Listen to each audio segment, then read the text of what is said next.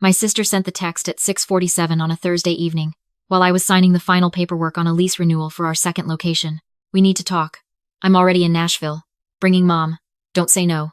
I read it twice. Then I set my phone face down on the desk and finished signing. My name is Claire. I'm 31 years old. I own a boutique event design company called Holloway Co. Flowers, lighting, furniture, the full aesthetic build for weddings and corporate events. I started it in my apartment at 26, with a $4,000 line of credit and a used cargo van. 5 years later, I have 12 full-time employees, a 6,000 square foot warehouse studio, and a waiting list that runs 4 months out. My sister Jess is 3 years older. She lives in Baton Rouge with her husband Derek, who has been in various stages of launching a luxury vacation rental business for the past 4 years. Various stages meaning he has spent a significant amount of money, made very little, and convinced my sister that the next deal is always the one that turns it around. My mother has lived with Jess and Derek since my father passed. That was 6 years ago, and I understood why she didn't want to be alone, and I understood why Jess's house was bigger and closer, and I was fine with all of that. What I was not fine with, what I had spent 3 years being not fine with, quietly, while continuing to answer most of their calls, was the $28,000. I found it the way people always find things they were never supposed to find. A credit monitoring alert on a Tuesday morning, 8 a.m. The kind that arrives with a subject line that says "Action Required" in red. A business credit account opened in my name, tied to my EIN, with a balance of $28,000 and a last payment date of never. I had not opened that account. I had not signed anything. I had not given anyone permission to use my business tax ID, which meant someone had gone looking for it, found it, and used it. I spent 2 weeks making calls before I understood the full shape of it. The account had been opened to fund an initial deposit on a vacation rental property in Destin, Florida. The property deal fell through. The deposit was non-refundable. The $28,000 sat on an account in my name, accruing interest. While I had no idea it existed, Derek had done it. I was almost certain. My sister had probably known, or found out. My mother almost certainly knew now. I had closed the account, paid it off over 14 months, and said nothing, because I needed to understand what I was dealing with before I moved. I had watched the business credit alert, watched it clear, watched it reset. I had kept the documentation, the original account statement, the property transaction records I'd found through a public real estate search, the IP address logs from the bank's fraud investigation that showed the account activation had originated from a device registered in Baton Rouge, Louisiana. I had kept all of it in a folder on a shelf in my home office for 18 months, waiting. My lead designer, Patricia Pat, had been with me since year 2. She was 58, had spent 20 years as a contract attorney before she decided she hated contract law and loved flowers, and she had done more to protect Holloway Co. from legal liability than anyone I had ever hired. She was also the only person I had told about the account. She knew they were coming. I had forwarded her the text. Her response had been 3 words: conference room, tonight. I found her at my desk when I got back to the studio at 7:15. She had a yellow legal pad, a cup of tea, and the particular expression she wore when she was about to tell me something I needed to hear before I was ready to hear it. "They're at a hotel," she said. "You've got until tomorrow morning at the earliest." "I know. Tell me what you want." I sat down across from her. "I want it on the record. I want Derek on a recording saying what he did. I want it documented and enforceable. And then I want them to leave and not come back." She looked at me steadily. "I can have a fraud complaint filed by end of business tomorrow. The documentation you have is strong. The IP logs alone. I know. But if I file, and they get ahead of it, if Derek claims it was a shared account setup gone wrong, or that I gave verbal authorization, it becomes a dispute. It becomes a he said, she said in front of a business fraud investigator who has 40 other cases." Pat turned her pen slowly in her fingers. "But if Derek explains it himself," I said, "on a recording, in a context where he thinks he's negotiating and winning. Tennessee is a 2-party consent state," she said. "I know. I'm not recording them secretly. I'm going to tell them I'm recording for business documentation purposes. They'll let me because they'll think it works in their favor." She was quiet for a moment. "And Jess?" she asked. "Your mother? They came here to ask for something. That means they think they have leverage. I need to understand what it is before I decide what to do with the rest of it." Pat set the pen down. "The leverage might be the account. Maybe. Or maybe they don't know I know about the account. Derek might have kept it from Jess, which means she might genuinely believe she's just here to ask her successful little sister for a favor." "And your mother?" I thought about my mother. She was 63, stubborn, and had spent my entire childhood telling me I was too independent for my own good, as if self-sufficiency were a character flaw and not a survival strategy. She had called me twice in the last year, both times to ask about Jess's kids, neither time to ask about me. "My mother goes where Jess points her," I said. "That's always been true." Pat picked up the legal pad. "All right, here's what I'm thinking." She worked for 2 hours. I sat across from her and watched the structure take shape. the structure of what I was going to offer them and what I wasn't going to offer them. The thing I was going to say that would sound like an olive branch and function as a lock. When she finished, she handed me the legal pad and looked at me over the rim of her teacup. "You could just call the police," she said. "File the fraud complaint tonight. Have them served at their hotel." "I could. But you won't." "Not yet." She nodded once. "Then get some sleep. You need to look rested tomorrow." They arrived at the studio at 10 a.m. Jess texted first outside and I told the front desk to send them up. The studio conference room looked out over the warehouse floor, and I had arranged it deliberately. When they walked in, the first thing they saw through the glass was 12 people working, designers pulling fabric samples, my logistics manager coordinating a weekend install, 2 assistants steaming table linens for a Saturday event. Proof that this was real, that it ran without them, that it had always run without them. Jess looked good. She had always been better at looking composed than feeling it. Derek was in a sport coat, which meant he'd thought about how this was going to look. My mother came in last, touching the doorframe as if she needed to orient herself to the room, and when she saw me she smiled in the careful way of someone who has already prepared what they are going to say. "Look at all this," she said. "You've really done something, Claire." "Sit down," I said. "I have a 2 o'clock. They sat. I stayed standing for a moment, old habit, and then sat at the head of the table. Derek leaned forward first, which told me he was running this. "We'll get right to it," he said. "The Waverly property fell through, you probably heard, but there's a new opportunity in Savannah. 4-unit boutique rental compound, already permitted. Seller is motivated. The deal needs a capital partner, with a clean business credit profile, and the ability to co-sign on a commercial note." He paused to let that land. "We're talking about a 30% equity stake for the co-signer," he said. "For Holloway Co, that's a passive income asset. You put your name on the note, we run the operations, you collect a third of the revenue." I looked at him. He smiled. "It's a good deal, Claire. We've had 2 attorneys look at it. You want me to co-sign a commercial loan for a vacation rental operation you're running. We want you to be a partner. Full equity, passive position. And if the deal underperforms? If the note goes into default? It won't. But if it does..." Jess shifted in her chair. "Claire, we're not here to fight. We're here because this is a real opportunity and we want family involved. Derek has put 3 years into this market. He knows it." I looked at my mother. She was watching me with the expression she wore when she wanted me to see that she was tired, that she had been managing difficult people for a long time, that it would be kind of me not to make it harder.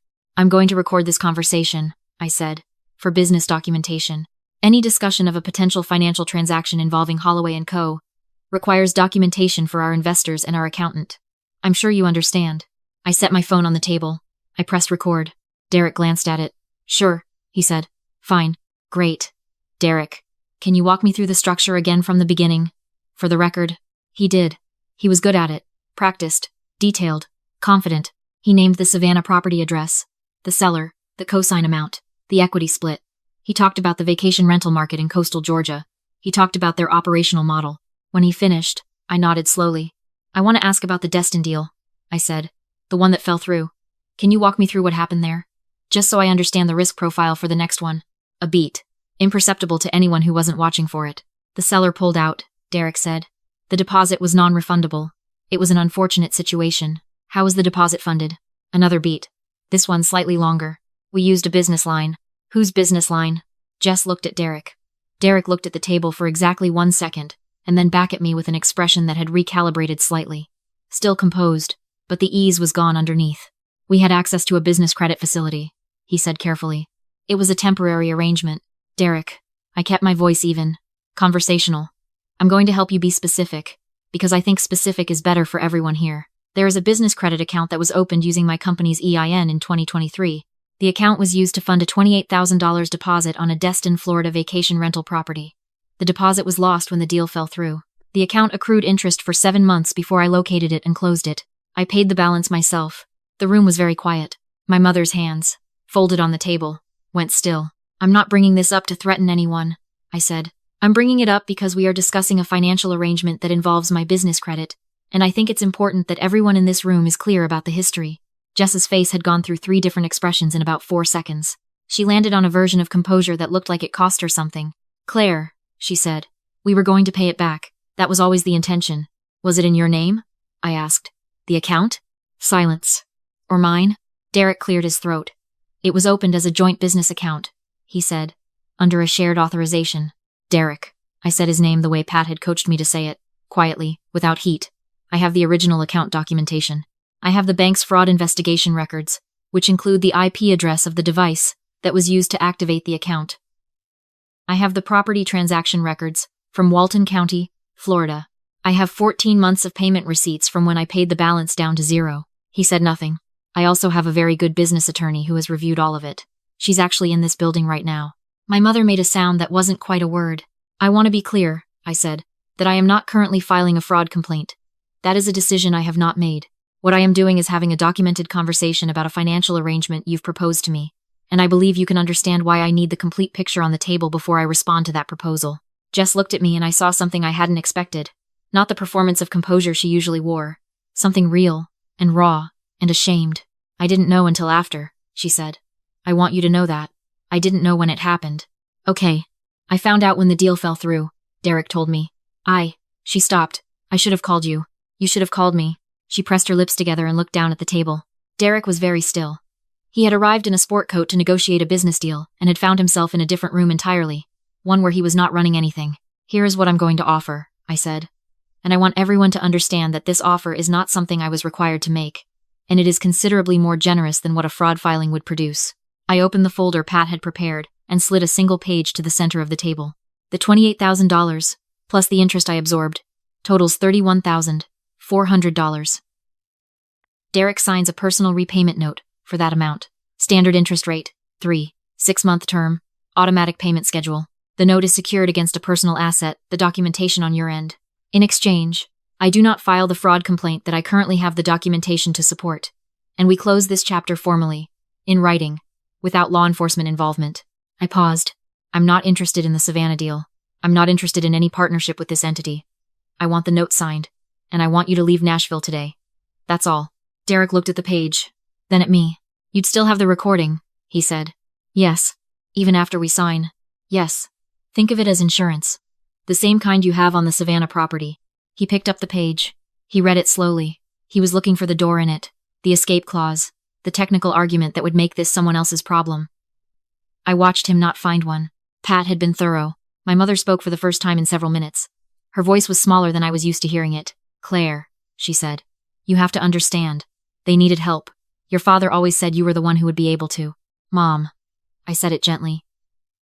Dad has been gone for 6 years.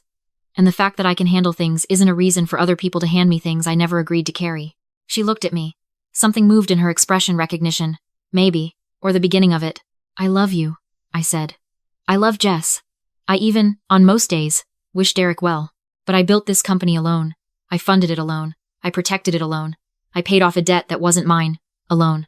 And then you drove here to ask me to put my name on something else. And I think somewhere in this room we all know that if it went wrong, I would be alone with that too. Jess was crying quietly. She wasn't making a performance of it. She was just sitting there with tears coming down her face and not doing anything about them. And it was the most honest I had seen her in years. Sign the note, I said. Go home. I'll have Pat send the wire information for the first payment. Derek signed. His jaw was tight, but his hand was steady, the hand of a man who has learned to execute under pressure, who has signed a lot of things he regretted, who knew when the room had closed around him. My mother signed as a witness. She held the pen like it was heavier than it should be. Jess signed last. She looked at me before she put the pen down. I'm sorry, she said. I know it doesn't fix it. It's a start, I said. I closed the folder. I stood. Pat appeared in the doorway of the conference room, as if she had an internal alarm for the precise moment a meeting was done. I'll walk you out, she said pleasantly. They left. I stood at the glass wall and watched my team working below the fabric samples, the steamed linens, the Saturday install prep, and I thought about my father saying Claire's the one who will be able to handle it, which I had always taken as a compliment, and now understood to be something more complicated than that. The ability to handle things is a gift. What people do with that gift, whether they support it or mine it, that's the part that reveals who they actually are. Derek made his first payment 30 days later. On time, automatic, exactly the amount specified. He has not missed one. He has also not contacted me. I consider both of those facts a kind of respect. Jess called me in the spring, not to ask for anything, just to call. We talked for 22 minutes about her kids and my second location opening, and a restaurant she'd been to in New Orleans that she thought I would love. It was the most normal conversation we'd had in 4 years. It felt fragile and real at the same time. The way things feel when they're trying to grow back. My mother texted me on my birthday. A long one, 3 paragraphs about my father and what he would have said if he could see the studio, and what she wished she had done differently, and how she knew saying sorry wasn't the same as having been different, but that she was saying it anyway. I read it 4 times. Then I called her back. She answered on the second ring, And when I heard her voice, I thought about the version of this I could have chosen. The fraud filing, the police report, the version that would have been legally justified and emotionally complete in a way that left nothing standing afterward. I didn't choose that version, not because I forgave everything in a single room, but because I wanted to see what was left when the debt was paid, and the leverage was gone, and we were just people again, deciding whether to try. She talked for a while. I listened. When she was done, I said, "I know, Mom," and I meant it. We figured out the rest from there.